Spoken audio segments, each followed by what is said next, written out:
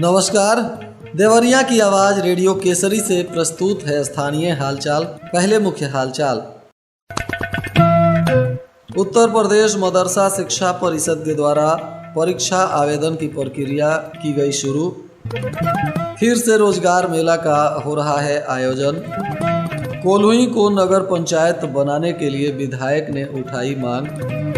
दिव्यांग बच्चों के शैक्षणिक भ्रमण के लिए 3 बसों को किया गया रवाना।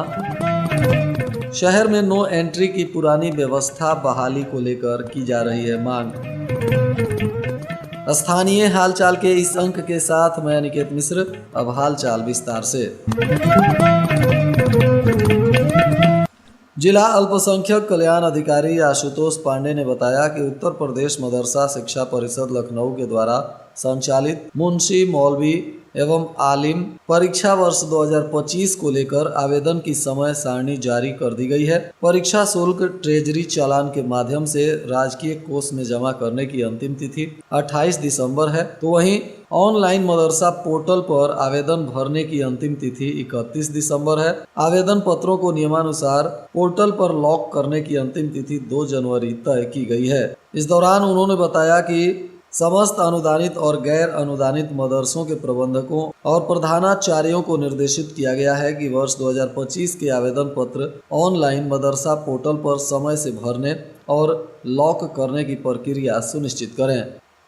जिला सेवा योजन अधिकारी रोहन अपूर्व सिन्हा ने बताया कि फिर से 20 तारीख को रोजगार मेला का आयोजन होने जा रहा है।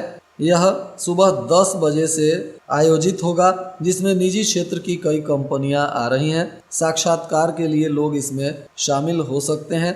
न्यूनतम आयु 18 वर्ष से अधिक होनी चाहिए। यह मेला पूर्णतः निःशुल्क है। प्रतिभागियों को किसी भी प्रकार का भत्ता या यात्रा व्यय भी दे नहीं होगा।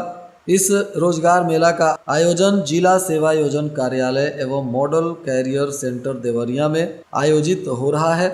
इच्छुक व्यक्ति जिला सेवा योजन कार्यालय से संपर्क कर और अधिक जानकारी भी प्राप्त कर सकते हैं।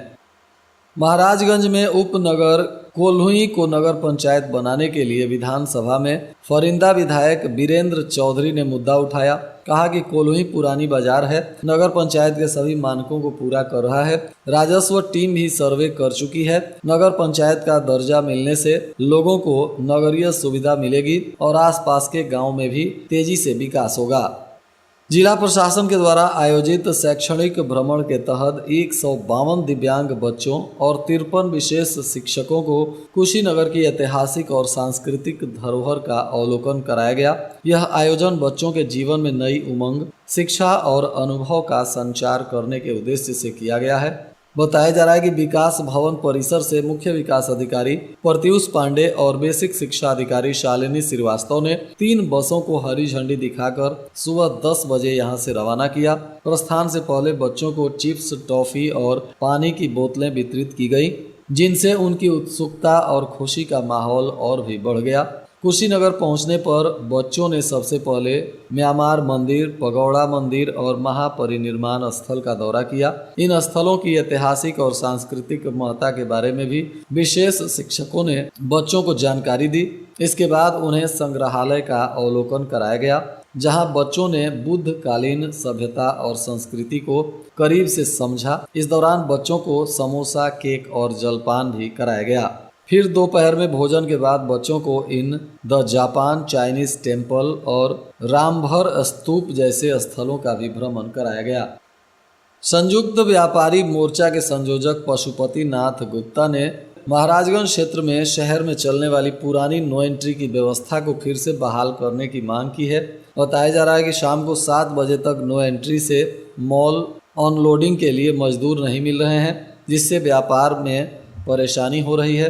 व्यापारी नेता ने पुलिस अधीक्षक को संबोधित करते हुए एक पत्र लिखा है, जिसमें सुबह 10 बजे से शाम 5 बजे तक नो एंट्री शहर में रहती थी, अब 10 बजे से शाम 7 बजे तक कर दी गई है, जिससे मिलरों के अलावा नगर में थोक व्यापारियों को भी परेशानियों का सामना करना पड़ रहा है। व्यापार हित में नो एंट्री को पूर्ववत करने का आग्रह किया गया है। इधर संविलियन विद्यालय कुसमैनी में छात्रों से बालू चलवाने पर प्रधानाध्यापक को निलंबित कर दिया गया। इसका फोटो वीडियो सोशल मीडिया पर जब वायरल हुआ तो खंड शिक्षा अधिकारी की जांच में मामला सही मिलने पर बीएसए ने यह कार्रवाई की। प्रधानाध्यापक को ब्लॉक संसाधन केंद्र देवरिया सदर से संबद्ध कर दिया गया है। सलेमपुर नगर पंचायत निवासी एक व्यक्ति ने सामुदायिक स्वास्थ्य केंद्र के अधीक्षक पर गंभीर आरोप लगाया है। फरियादी ने जिलाधिकारी, सीएमओ समेत अनेक अधिकारियों को पत्र लिखकर मामले की जांच कराकर अधीक्षक के विरुद्ध कार्रवाई की मांग की है। इसकी प्रतिलिपि मुख्यमंत्री से लेकर अन्य अधिकारियों को भी भेजा गया है। इस मामले में जानकारी सामने आने के बाद स्वास्थ्य विभाग में हड़कंप मचा हुआ है। महर्षि देवराहा बाबा स्वशासी राज्य चिकित्सा महाविद्यालय में रक्त जांच की व्यवस्था बुधवार से बदल गई है। हर रोगियों की निःशुल्क जांच की भी बिलिंग की जाने लगी है। इससे बिलिंग काउंटर पर भारी भीड़ लग गई, जिसके चलते पूरे दिन रोगी और उनके परिजन परेशान रहे। मेडिकल कॉलेज प्रशासन निःशुल्क जांच के लिए भी बिलिंग व्यवस्था लागू कर दिया है, जिसके तहत निःशुल्क या सशुल्क हर प्रकार की जांच को बिलिंग काउंटर पर दर्ज कराना जरूरी हो गया है। बाली उम्र में किशोरियों के कदम बहक रहे हैं। इससे 4 साल में आंकड़ा 8 गुना हो गया है। बताया जा रहा है कि वर्ष 2021 में 61 किशोरियों के कदम बहके तो वर्ष 2024 में इनकी संख्या बढ़कर 469 हो गई। पुलिस और बाल कल्याण समिति के प्रयास से अधिकांश किशोरियां घर लौट आईं। बरामद नाबालिग को राजकीय बालिका गृह बलिया और बालिग को महिला गृह वाराणसी में रखा जाता है। जिले में बालिका गृह नहीं होने से बरामद किशोरियों को रखने में काफी परेशानी होती है। अज्ञानता, जागरूकता तथा शिक्षा का अभाव होने के चलते किशोरियों के कदम बहकने से यह घटनाएं तेजी से बढ़ने लगी हैं। बाल कल्याण समिति के समक्ष बरामद किशोरियों को प्रस्तुत किया जाता है। वहीं किशोरियों को उनके परिजनों को भी सुपुर्द किया जाता है। वहां से मिले आंकड़ों के अनुसार 30 जुलाई 2031 से दिसंबर 2021 तक किशोरियों के कदम बहकने की 61 घटनाएं थीं और वर्ष 2022 में बढ़कर 142 हो गई, जबकि 23 में 302 और अब 24 में यह संख्या 469 हो गई है। बताया जा रहा है कि जिले की 1 दर्जन किशोरियों के कदम बहकने से वह न घर की रही न घाट की। मई थाना क्षेत्र के गांव की किशोरी के कदम बहक गए। वह अपने प्रेमी के साथ घर छोड़कर चली गई। किशोरी के परिजनों की तहरीर पर पुलिस ने किशोरी के प्रेमी के खिलाफ अपहरण का केस दर्ज किया। तलाश की गई। काफी खोजबीन के बाद प्रेमी प्रेमिका मिल गए। पुलिस ने प्रेमी को जेल भेज दिया और किशोरी को बालिका गृह भेज दिया। जेल से छूटने के बाद प्रेमी और उसके परिजनों ने किशोरी को ठुकरा दिया। बालिक होने के बाद वह घर पहुंची तो परिजनों ने भी उससे किनारा कर लिया। अब वह महिला शरणालय वाराणसी में रह रही हैं। इस तरह की और भी कई घटनाएं जनपद में देखने को मिली हैं। बेगम अख्तर पुरस्कार के लिए 25 दिसंबर तक आवेदन करने की तिथि निर्धारित है। मुख्य विकास अधिकारी प्रत्युष पांडे ने बताया कि संस्कृति विभाग उत्तर प्रदेश के द्वारा प्रसिद्ध गायिका मलिकाए गजल बेगम अख्तर की स्मृति में दादरा, ठुमरी और गजल गायन में उत्कृष्ट योगदान देने वाले 40 वर्ष से अधिक आयु के प्रतिभाशाली कलाकारों को बेगम अख्तर पुरस्कार प्रदान किया जाता है। इस पुरस्कार के तहत 5 लाख रुपए, अंग वस्त्र और प्रशस्ति पत्र दिए जाते हैं। पुरस्कार संबंधित नियमावली और निर्धारित प्रारूप आवेदन पत्र संस्कृति विभाग की वेबसाइट पर देखा जा सकता है। आवेदन पत्र 25 दिसंबर शाम 5 बजे तक निदेशक संस्कृति निदेशालय, जवाहर भवन, लखनऊ कार्यालय में जमा किया जा सकता है। मदनपुर क्षेत्र में एक वार्ड और गांव में धारा 83 की कार्रवाई करने बड़हलगंज पुलिस मदनपुर पहुंची, जहां आरोपियों के मृत होने की जानकारी होने पर पुलिस को बैरंग लौटना पड़ा। पुलिस के अनुसार करीब 20 वर्ष पुराने मामले में आरोपी वांछित चल रहे हैं। पूर्व में न्यायालय के आदेश पर इन पर धारा 82 की कार्रवाई करनी थी। बताया जा रहा है कि जब पुलिस पहुंची तो इसमें से कई लोग मृत पाए गए। जिलाधिकारी दिव्या मित्तल की अध्यक्षता में कलेक्टेरिएट सभागार में धान खरीद की समीक्षा बैठक की गई। इस दौरान धान खरीद की गति को तेज करने का डीएम ने निर्देश दिया। उन्होंने बताया कि अब तक 6,754 किसानों से 40,901 मीट्रिक टन धान की खरीद की जा चुकी है, जो वार्षिक खरीद लक्ष्य 1,06,000 का 39% है। जनपद में धान की खरीद 28 फरवरी 2025 तक की जाएगी।